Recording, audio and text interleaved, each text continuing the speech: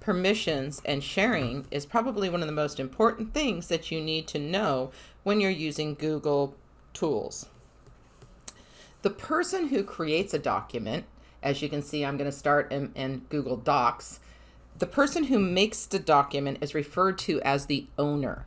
And what I'm going to do is one of the first things you always want to do for best practices is name the document. So I name my document just by clicking up here, and I can type over it and give it a name. So once I complete the document and I want to share it, the default setting for sharing is that only the owner can see the document.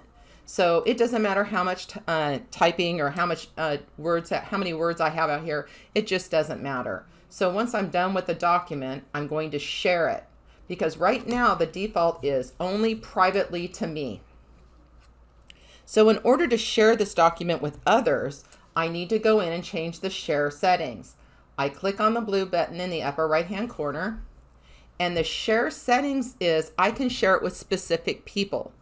Now be very careful if you're going to share it with people outside our organization, because remember, some of the information we have might be confidential and you don't want to share that outside of the organization. Some people, I'm going to go ahead and share this with my secretary. I'm going to share it with Linda Rash. And Linda is an OCESD person. And if it's a document I'm working with just her, I'm going to give her permissions to edit it because she can make changes. I want Linda to be able to edit it. I want her to be able to save it. I want her to be able to do whatever she needs with this document. If I'm sharing it maybe with a student, and I don't know if I can just pop up a student, but I'll just pop up test student. Test student. I don't want the student to be able to edit this document. This is just an informational document. He's not going to write on it. So what I'm going to do is I'm going to change the permissions over here from editor to only viewer. If I want, and I need to, I might need to send it to a superior. So in this case, I'm going to send it to Janet for review. So I'm going to look at Janet, but I don't want Janet to edit my document. I only want her to give me feedback or to use the comment section. In that case, I put Janet's name here. I change her permissions to commenter. That means she can write comments on my document, but she can't change the content of my document. This little plus here, this little checkbox says notify people. Maybe I want to notify them with an email that may say something like this: Janet, take a look at this doc and send comments. So I'm going to tell her what to do with this. And it'll send her an email and that says Teresa has shared this document with you and that she would like you to make comments on it. Or I can say to a student is, here is the information you missed. Go ahead and read this paragraph and then do the assignment. So it just depends on what you want the person to do. It also says up here, share with people and groups. The other thing I can do is we have groups at OCESD. One of the groups we have is I have like my principals group. So I can go in here and say, share this with all the school principals. Therefore, again, I need to make sure who is the what permissions I want them to have. I can have Janet have different permissions other than the school principal simply by doing this. Janet has commenter rights. I can give different people rights. I gave Janet commenter rights, and I can push done, or I can send it to a group. So if I have principals group, here's my school principals. I don't want them to be editors. I only want them to be viewers. So I do that, and when I'm done with that, if I don't want to notify them, I can disable the notification and just share it.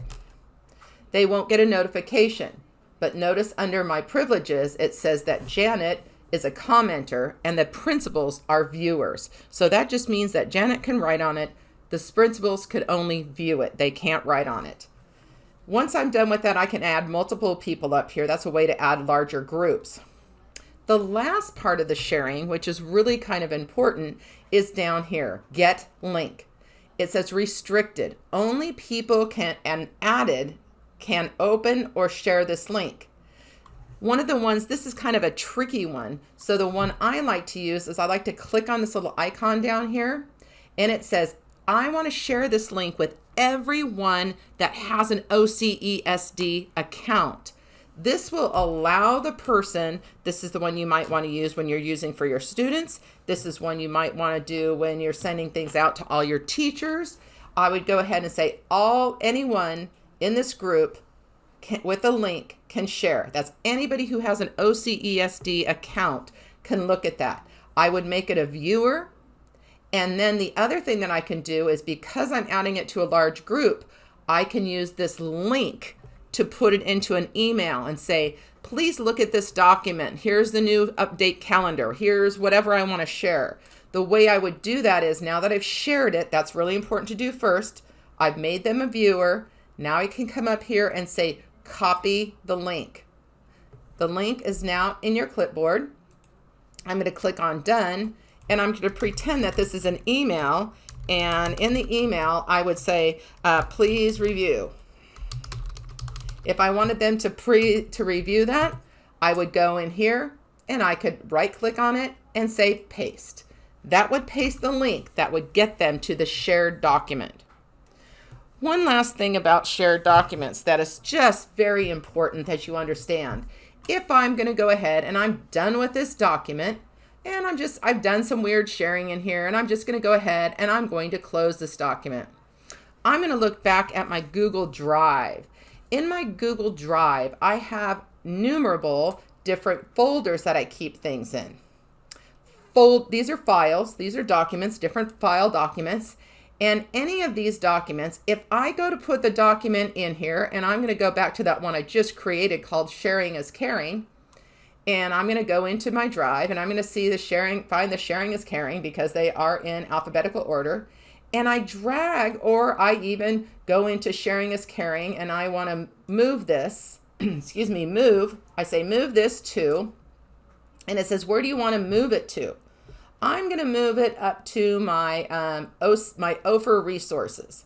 Now, the interesting thing about adding it to the OFR resources, I'm going to go ahead and move it. I have a folder up at the top of my drive that says OFR School Resources. I keep this for my teachers and staff, and they can see all different kinds. All of our staff meetings are in there. But because I moved that document, I may have now just restricted its permissions, because this folder up here that I keep it in, where the Caring is Sharing, has to have the same permissions. If I don't give them permissions, it will be then restricted to only these people. So what's important to understand is that the folder, if you put it in a folder, the folder also has to have the same permissions. If you just leave the file outside in your My Drive, you're fine. All these can be shared individually, but once you move it into a folder, you need to make sure that the folder has enough permissions to share the items that are underneath it.